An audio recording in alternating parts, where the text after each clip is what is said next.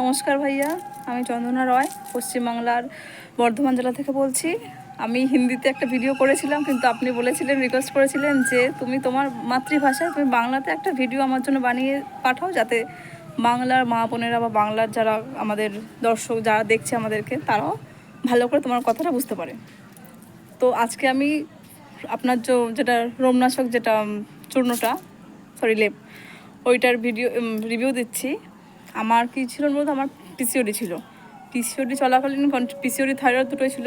ওই পিসিওডি চলতে আমার পুরো এই মুখের ওপর দিকটায়, আপার লিপসে, এই গালের এখানটায়, কানের পাশটায় পুরো একদম লো, মানে একদম ছেলেদের মতন দাড়ি যাকে বললেন, ওই দাড়ি বেরিয়ে গেছিলো পুরো।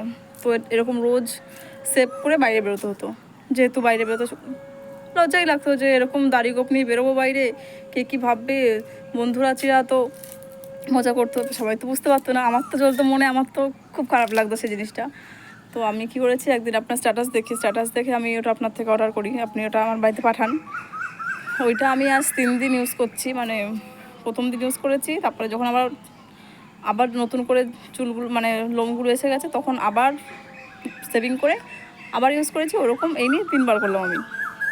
নতুন করে মানে লোমগুলো গজানোর পরে আবার 3বার আমি এটা ইউজ করলাম।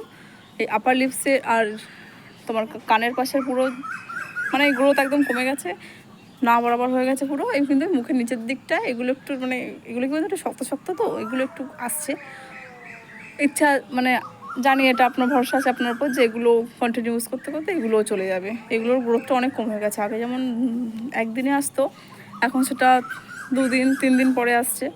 আই হোপ এগুলো আস্তে আস্তে চলে যাবে। এগুলো একটু শক্ত জিদ্দি, মানে এগুলো পুরো একদম দাড়ি, মানে যেটা হয় আমাদের পুরুষের দাড়ি একদম সেরকম।